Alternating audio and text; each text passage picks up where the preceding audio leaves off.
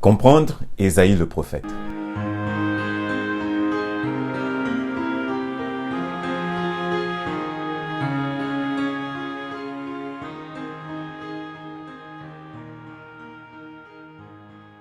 Bienvenue à votre émission. Notre étude d'aujourd'hui a pour thème « Consoler mon peuple ».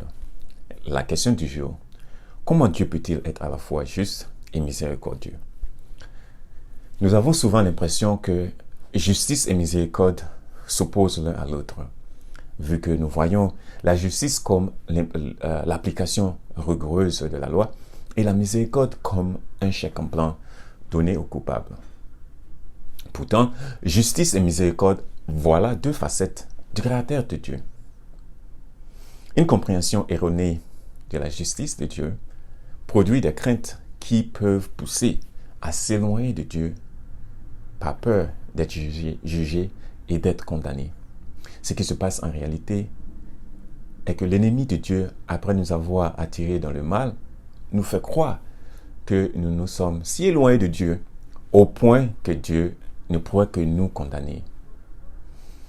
Comme un père qui corrige son enfant pour l'éduquer, ainsi, la justice de Dieu est un garde-fou contre le faux et un guide dans le vrai et le salut. Dans le livre d'Ésaïe, le peuple d'Israël s'étant détourné de Dieu en s'adonnant à l'idolâtrie et à l'immoralité, avait par conséquent perdu contre leurs ennemis et devint esclaves.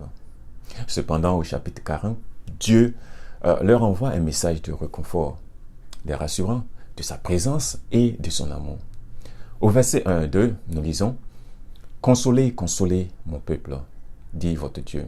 Parlez au cœur de Jérusalem et criez-lui que sa servitude est finie et que l'iniquité est expirée, qu'elle a reçu de l'Éternel au double de ses péchés. » Chers amis, examinons trois raisons qui expliquent pourquoi la justice parfaite de Dieu n'exclut pas sa miséricorde.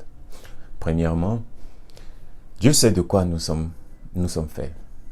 Il nous a formés de lui-même, de ses propres mains, et connaît tout sur nous, y compris nos faiblesses et nos limites. En dehors de sa grâce et son souffle de vie qui nous maintiennent, nous ne sommes que poussière. Toutefois, au-delà de nos limites, Dieu connaît tout sur nous et voit aussi nos potentiels, quand bien même nous avons des moments de faiblesse. Comme le dit la traduction d'un chant en anglais, Dieu a regardé au-delà de mes fautes et a vu mes besoins. Oui, Dieu connaît tous tes besoins, mon cher ami. Deuxièmement, Dieu a pris sur lui-même la punition réservée aux pécheurs. À peine mourrait-on pour un juste. Quelqu'un mourrait-il pour un homme de bien? Mais Dieu prouve son amour envers nous en ce que, lorsque nous étions encore des pécheurs, Christ est mort pour nous. Romains 5, versets 7 à 8. En d'autres termes, la justice n'a pas été annulée par le sacrifice de Christ. Bien au contraire. Cher ami, si aujourd'hui tu te sens dans la peur de la justice de Dieu, j'ai une très bonne nouvelle pour toi. Dieu pardonne aussi grâce à sa justice. Et Jean 1, verset 9 nous rassure que si nous confessons nos péchés, il est juste, fidèle pour nous les pardonner et pour nous purifier de toute iniquité. Oui, la Bible déclare que Dieu est fidèle et juste pour nous pardonner. Pour Dieu, pardonner est un acte de miséricorde parce que nous n'avons aucun mérite. Toutefois, pardonner est aussi pour Dieu un acte de justice parce que Jésus-Christ, le Fils de Dieu, a donné sa vie pour nous et a pris sur lui-même le châtiment qui était destiné à nous. Du coup, la justice divine se satisfait toujours lorsque nous confessons nos péchés et nous soumettons au Sauveur. Il y a donc une connexion étroite et indissociable entre la justice et la miséricorde de Dieu. Troisièmement, nous avons encore le choix de périr dans le péché.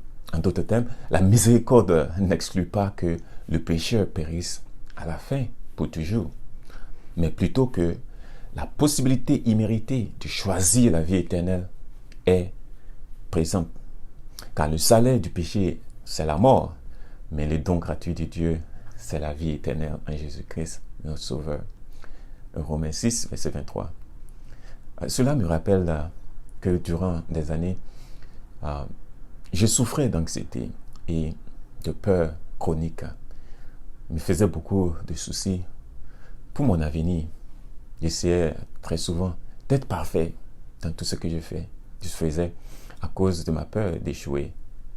Et cependant, plus j'étais dans de telles mentalités, essayant de mes propres efforts d'atteindre le bonheur, plus je sentais que ma paix demeurait si fragile et si précaire.